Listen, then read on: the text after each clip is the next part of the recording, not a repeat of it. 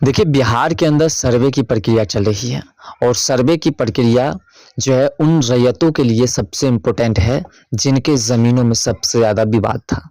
लेकिन जो ज़मीन आपसी बँटवारा हो चुका है, सिर्फ़ जैसे कि एक परिवार में 4 सदस्य हैं और सभी के ज़मीन आपस में बँटवारा हो चुके हैं सिर्फ़ मौखिक तौर पर, तो क्या उनके ज़मीन का सर्वे सभी के नाम से होगा या नहीं? ये सवाल भी काफ़ी लोगों के मन में चलते हैं। ऐसे में क्या होगा? क्या हमारी ज़मीन जो है फिर से किसी एक व्यक्ति के नाम से ही दर्ज हो जाएगी या सभी के? क्योंकि कागज़ात तो पूरी ज़मीन का एक ही है, सिर्फ़ हमने मौखिक बँटवारा किया है।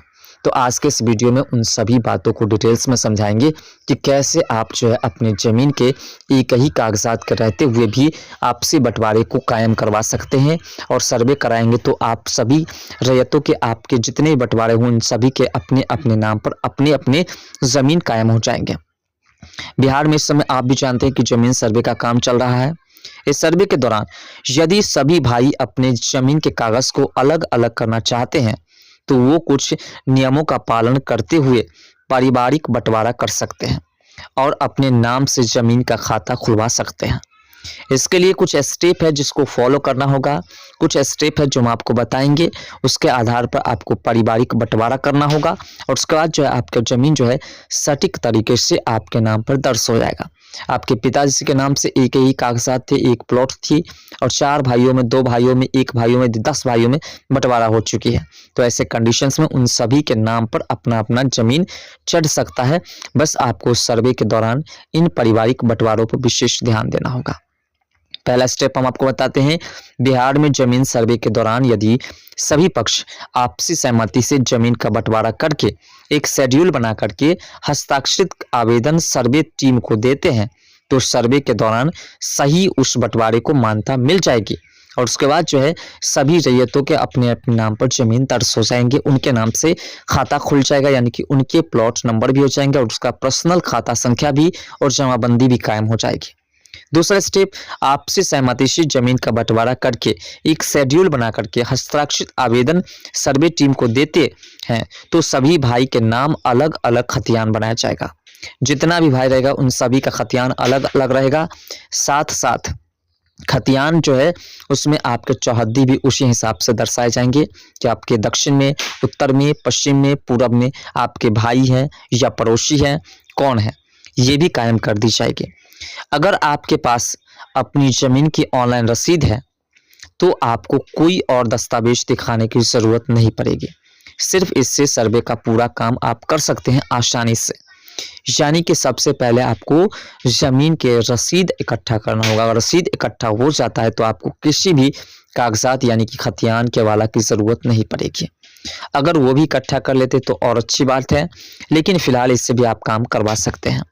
और सबसे इम्पोर्टेंट बात, जब आपसी बंटवारा होता है तो इसमें कुछ विशेष बातों को और भी ध्यान रखना होता है जो हम आगे आपको बताएंगे।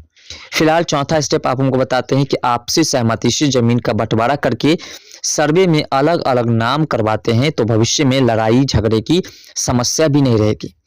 यानी कि अगर आप जो है एक ही पिता के 4-5 संतान हैं और सभी चाहते हैं कि अपनी ज़मीन को हम डिवाइड करें और सबके नाम से अपने अपने कागजात हो, जिससे कि आने वाले समय में उनके बच्चे जो है अपने अपने ज़मीन पर दावा आसानी से कर सके, तो ऐसे कंडीशंस में आपको जो है अभी से ही फॉर्म फिलअप करके और उसमें एक सहमति पत्र 4-5 जितने भाई हैं उसका दे करके और उसे सर्वे ऑफिस में देते हैं या सर्वे टीम को देते हैं तो इससे जो है आपकी ज़मीन के खतियान जो है उन सभी भाइयों के नाम पर दर्ज होगा, कागजात भी होंगे, खाता खेसरा भी खोला जाएगा, जमाबंदी भी खुल जाएगी। पांचवा स्टेप समझिए, बिहार भूमि सर्वेक्षण 2024 के दौरान पुश्तैनी संपत्ति का बंटवारा करने का यह सबसे अच्छा मौका है। जो पुश्तैनी जमीन पड़ी हुई है उसको आप आसानी से उसमें बंटवारा कर सकते हैं बिना किसी झगड़ा लड़ाई की, बिना किसी प्राइवेट अमीन को पैसा दिए हुए। यानी कि अगर आप अमीन को बुलाते हैं बंटवारा करने के लिए तो उसमें आपको पैसे देने होंगे और उसके बाद भी आपको जो है केवाला दर केवाला के हिसाब से सबको अपने अपने हिसाब से जो है ज़मीन को खारिज करनी होगी। लेकिन सर्वे में अगर आप इस पर एक्टिव रहते हैं तो ये सबसे बड़ा मौका है, इसमें आप आसानी से बंटवारा कर सकते हैं और सभी के अपने अपने कागजात भी बन जाएंगे, पैसे भी खर्च नहीं होंगे। इस दौरान सभी भाई के नाम से अलग अलग कागज भी तैयार हो जाएगा आसानी से। और कागज़ जब तैयार हो जाएगा तो आप अपने अपने ज़मीन का मालिक भी बन जाएंगे और आपको मालिकाना हक भी मिलेगा। और उसके बाद सबसे बड़ी इम्पोर्टेंट बात कि अगर आप आपसी बंटवारा करते हैं ज़मीन का, तो उसमें सबसे बड़ी एक बातों का ध्यान रखना है कि जो आपकी ज़मीन है उसमें जब आप बंटवारा कर चुके हैं तो उसमें सबसे पहले बीच में सर्वे से पहले जब सर्वे की टीम आपकी प्लॉट पर पहुंचे तो उससे पहले उसमें आपका जो हिस्सा है एक अनुमानता हिस्सा भी आप जो है मेर डाल दें।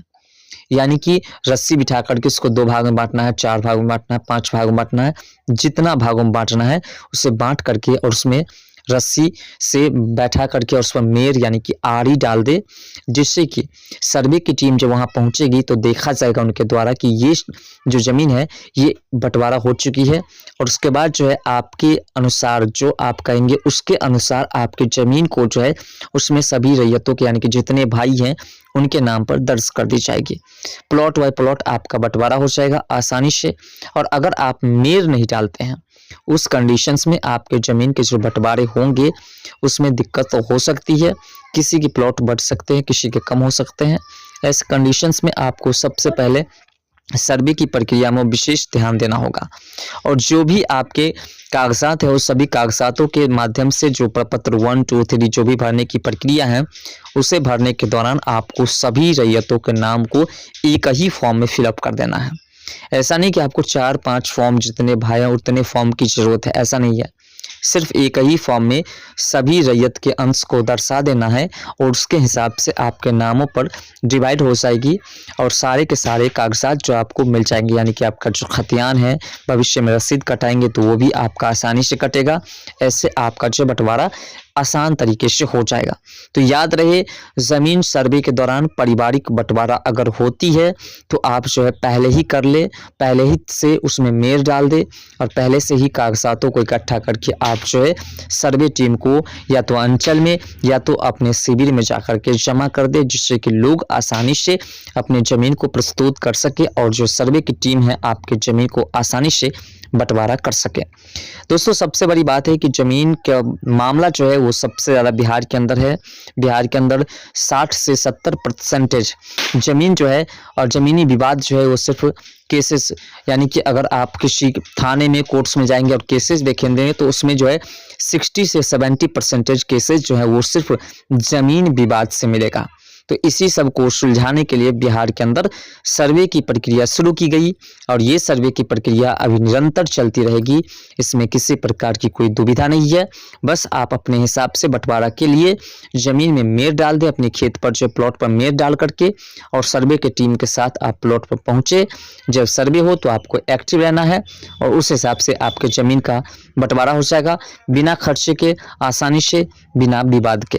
फिलहाल इससे जुड़ी किसी प्रकार की समस्याएं आपको लगे तो कमेंट सेक्शन में ज़रूर बताइएगा, उस पर हम आपको एक नए सटीक वीडियोस बना करके जरूर दूंगा।